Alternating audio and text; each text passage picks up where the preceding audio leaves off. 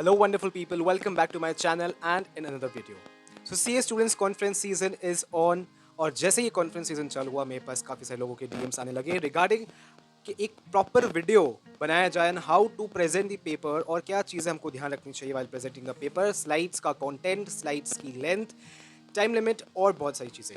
आज के इस वीडियो में मैं देने वाला हूं आपको एक complete overview of how you can present your paper in the conference and stand apart.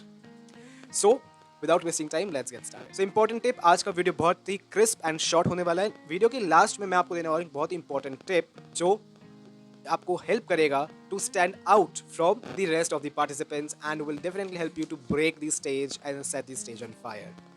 सो वो टिप हम लास्ट में देंगे। सो सबसे इंपॉर्टेंट टिप जो स्टार्टिंग में देने वाला हूँ आपको, that you need to follow 4 C's। That is important for your paper presentation. जब भी आप पेपर प्रेजेंटेशन की तैयारी कर रहे हैं, always follow 4 C's which will help you in developing the most efficient presentation ever. The first C being your clear message. It's very important. जो भी टॉपिक आप चूज कर रहे हैं, जो भी कंटेंट आप चूज कर रहे हैं, वो क्लियर मैसेज कम्युनिकेट करना चाहिए to the audience, clear information होनी चाहिए। लेट्स एग्जाम्पल कि आपका टॉपिक है the role of artificial intelligence in auditing और आप इस टॉपिक पर अपना पेपर प्रेजेंट करने वाले हैं। What all will you include in your information?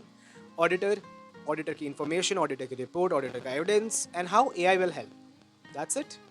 यही इन्फॉर्मेशन क्लियर कंसाइज वे में आपको प्रेजेंट करनी है in your slides. Make sure जब हम ऐसे टॉपिक्स पर रिसर्च कर रहे हैं, इट्स वेरी इंपॉर्टेंट कि आप relevant facts, relevant figures, sources जहां से आपने इन्फॉर्मेशन ली है वो सारी चीज़ें भी इंक्लूड करके चलें। And another important tip here कि क्लियर इन्फॉर्मेशन के साथ में फैक्ट्स, फिगर्स, इन्फॉर्मेशन रेलिवेंट होनी चाहिए।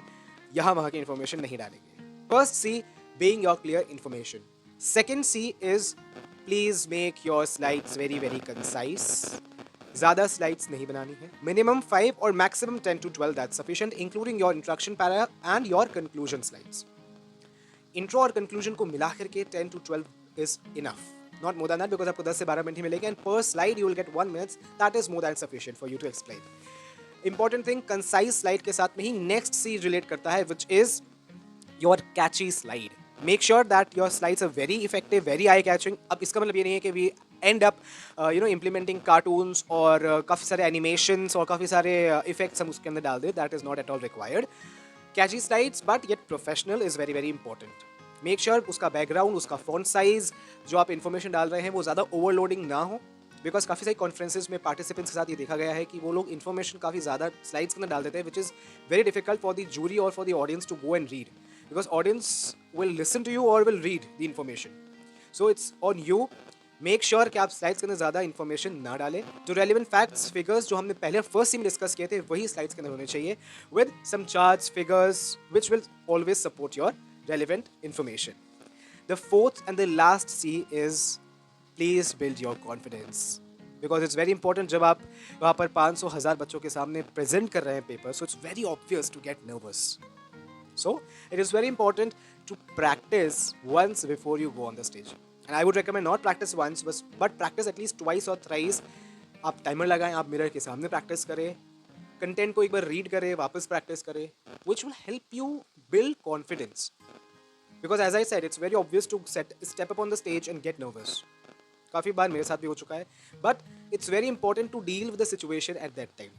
काफ़ी सारे टेक्निकल प्रॉब्लम्स भी आएंगी, how you effectively deal and manage, that is very very important. और वो तभी हो पाएगा when you have already pre planned and practised before, ताकि आप अपने कंटेंट को लेकर कॉन्फिडेंट रहें। सो यस, जैसा कि मैंने कहा था, वीडियो के एंड में मैं देने वाला हूँ आपको कुछ बहुत ही इंपॉर्टेंट टिप्स जो आपको हेल्प करेंगी to stand out from the other participants and which will definitely help you to break the ice and to set the stage on fire.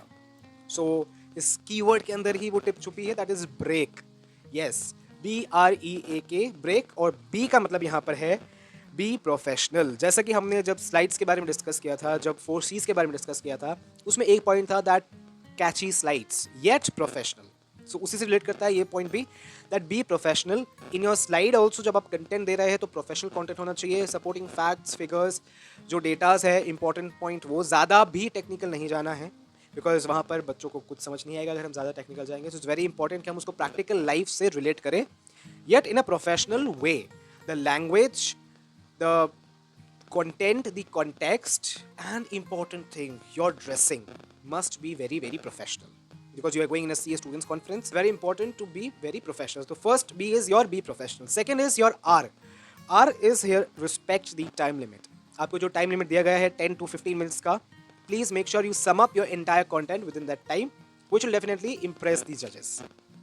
The third is E, which is engage the audience. It's very important for audience to engage them with you, और आपकी responsibility भी है कि आप audience को अपने साथ में एंगेज करें. और वो कैसे हो सकता है?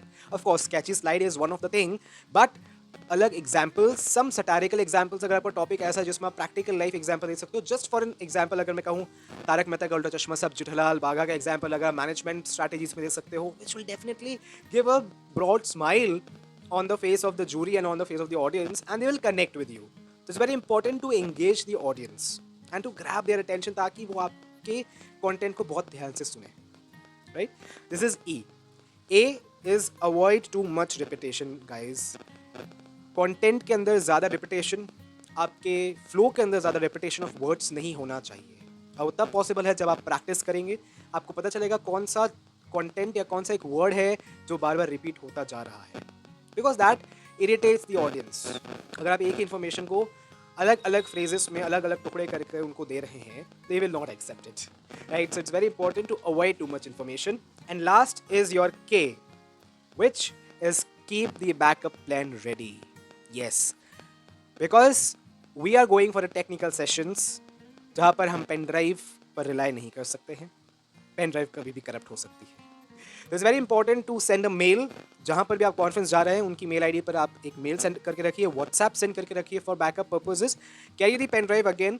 सो 2-3 बैकअप पर्पज आपके होने चाहिए. And also important thing, practice. जब आप प्रैक्टिस कर रहे हैं, make sure you practice with the collar mic, with the head mic और with no mic at all. So yes, ये थी कुछ important tips regarding the paper presentation, कैसे आप पेपर प्रेजेंट कर सकते हैं. कुछ इंपॉर्टेंट टिप्स, 4 C's जो आपको फॉलो करने हैं while you are making your presentation. And last का ब्रेक वाला tip, which will definitely give you the much needed break and will help you to set the stage on fire. So I hope this information helped you, and if it helped, then please do like, share and subscribe to my channel for more amazing information. See you soon in the next video. Till then, enjoy.